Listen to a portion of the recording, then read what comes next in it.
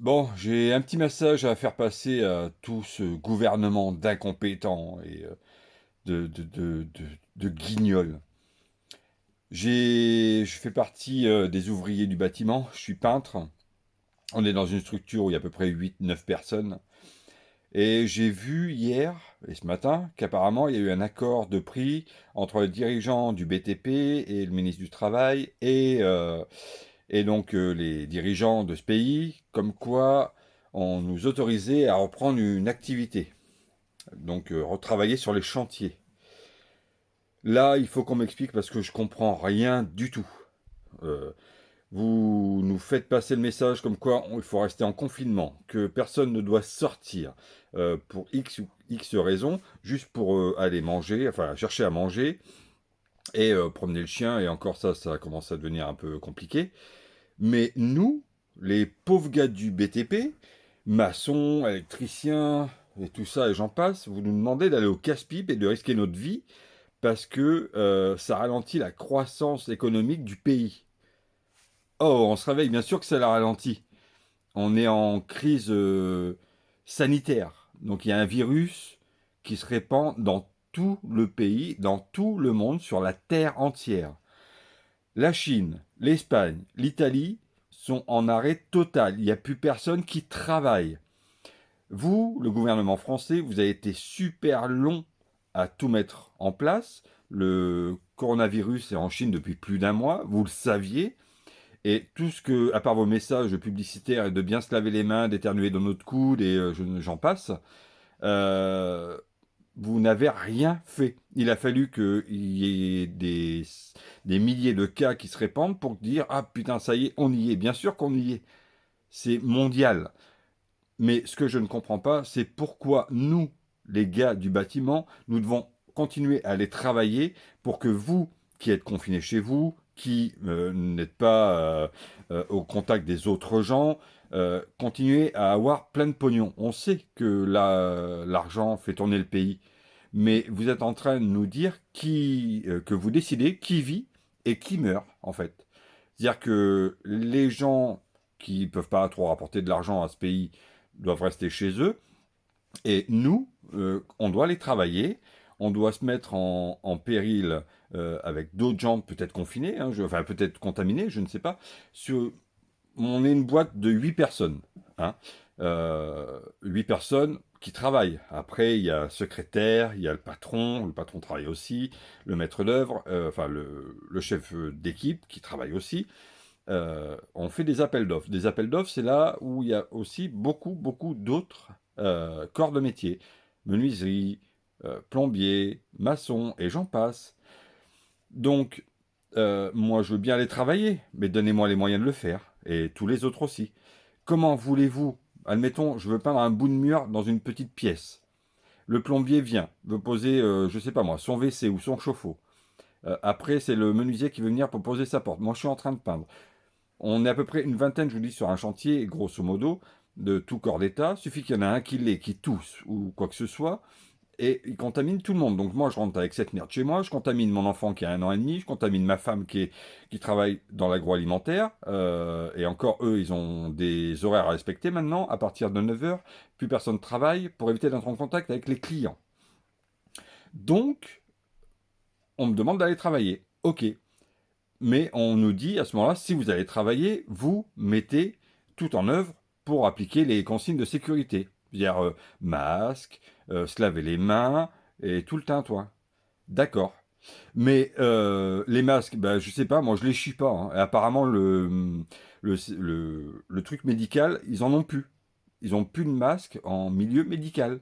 Ni dans les EHPAD, ni quoi que ce soit. Donc, tu crois que nous, dans le BTP, nos patrons ont des masques de secours pour qu'on aille travailler?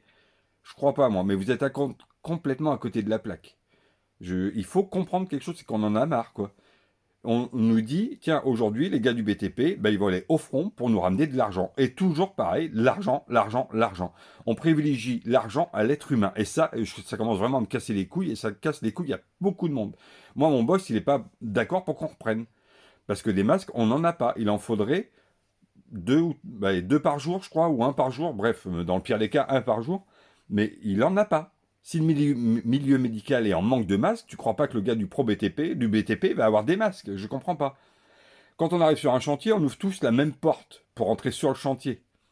Donc même des gants, suffit qu'il y ait un trou dans un gant, le gars il vient de tousser, et tout le monde se chope cette putain de poignée où il y a le virus. Je vais le ramener chez moi.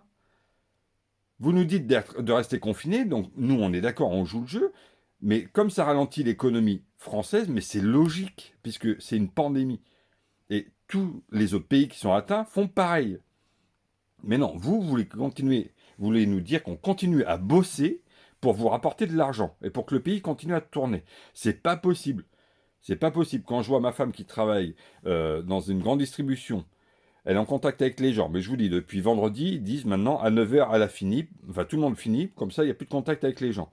Les routiers qui se font lyncher parce qu'ils ne peuvent pas prendre de douche, ils ne peuvent pas bouffer, plus personne ne les accepte parce qu'ils ont peur d'être contaminés.